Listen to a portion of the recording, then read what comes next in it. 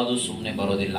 ಪ್ರತಿಯೊಂದಕ್ಕೂ ನಾವು ಕಷ್ಟಪಡಬೇಕು, ಕೆಲಸ ಮಾಡಬೇಕು. ಆಮೇಲೆ ನೀನು ಮೊಣಕಾಲೂರಿ ಪ್ರಾರ್ಥನೆ ಮಾಡಿ ಕರ್ತನ ಸಹ ನೀನು ಅಳುವುದು, ಗೋಳಾಟ ಮಾಡಿ ಪ್ರಾರ್ಥನೆ ಮಾಡಿದಾಗ ದೇವರ ಕಷ್ಟದ ನೀವು ನೋಡ್ತೀರಾ. ಆಮೇಲೆ ಏನೋ ಬಿಡಯ್ಯ ಬಂದು ಸುಮ್ಮನೆ ಕುತ್ಕೊಂಡು ಹೋಗ್ತೀನಿ ಅಂದ್ರೆ ಕುತ್ಕೊಂಡು ಹೋದ್ರೆ ಏನು ಬರಲ್ಲ. ನೀನು ಕೆಲಸಕ್ಕೆ ಕುತ್ಕೊಂಡ್ ಬಂದ್ರೆ ಏನೇನು ಬರ್ತದೆ ನೀನ್ ಇಲ್ಲ ಕೆಲ್ಸಕ್ಕೆ ಹೋಗಿ ನೀನು ಕುತ್ಕೊಂಡು ಬಂದ್ರೆ ಹೊಲ್ದಾಗ ಬಂದು ಕುತ್ಕೊಂಡು ಬಂದ್ರೆ ಬೆಳೆ ಬರ್ತದ? ಇಲ್ಲ ಸುಮ್ಮನೆ ಕುತ್ಕೊಂಡು ವ್ಯಾಪಾರ ಮಾಡೋದು ಸುಮ್ಮನೆ ಹಿಂಗೆ ಜನ ನೋಡ್ಕೊಂಡಿದ್ರೆ ಬರ್ತಾರ ಯಾರನ್ನ? ಏನ್ ಮಾಡ್ಬೇಕು? ನಮ್ಮ ಸ್ಕಿಲ್, ನಮಗಿರುವಂತ ಆ ಟ್ಯಾಲೆಂಟ್, ನಮಗಿರುವಂತ ಕೆಲಸ ವಿಧಾನ ಎಲ್ಲ ನಾವು ಮಾಡ್ಬೇಕಲ್ಲಿ. ಮಾಡಿದಾಗ ಏನಾಗ್ತದೆ ಗೊತ್ತಾ?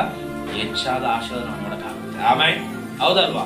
ಹಂಗೆ ದೇವ್ರ ಸನ್ನಿಧಾನದಲ್ಲಿ ನಾವು ಪ್ರಾರ್ಥನೆ ಮಾಡೋರಾದ್ರೆ ದೇವರು ತನ್ನ ಸಮೃದ್ಧಿಯಿಂದ ನಮ್ಮನ್ನು ತೃಪ್ತಿಪಡಿಸ್ತಾನೆ. ಆಮೇಲೆ ತನ್ನ ಸಮೃದ್ಧಿಯಿಂದ ತನ್ನ ಕೃಪೆಗಳಿಂದ ನಮ್ಮನ್ನು ಮ್ಯಾಕ್ ಎಬ್ಬಿಸುವ ದೇವರಾಗಿದ್ದಾನೆ. ಆಮೇಲೆ ಮ್ಯಾಕ್ ಬರ್ಬೇಕಂದ್ರೆ ನೀನು ಕಷ್ಟಪಟ್ಟು ಕೆಲಸ ಮಾಡೋದಲ್ಲ, ನೀನು ಕೆಲಸ ಮಾಡೋದ್ರಲ್ಲಿ ದೇವರಿಗೆ ನಂಬಿಕಸ್ಥರಾಗಿ ಪ್ರಾರ್ಥನೆ ಮಾಡೋರಾದ್ರೆ ನಿಜವಾಗ್ಲೂ ನಿಮ್ಮನ್ನು ಮ್ಯಾಕ್ ಎಬ್ಬಿಸ್ತಾನೆ. ಆಮೇಲೆ ಅಲ್ಲಲ್ಲೂಯ್ಯ, ಮ್ಯಾಕ್ ಎಬ್ಬಿಸ್ತಾನೆ. ಯಾಕೆ ಮ್ಯಾಕ್ ಎಬ್ಬಿಸ್ಬೇಕಂದ್ರೆ 2 ಮಾರ್ಗಗಳು. ಒಂದು, ದೇವರ ಆಲಯಕ್ಕೆ ಬರಬೇಕು, ದೇವ್ರ ಸಲ್ಲಿ ಕೂತ್ಕೋಬೇಕು.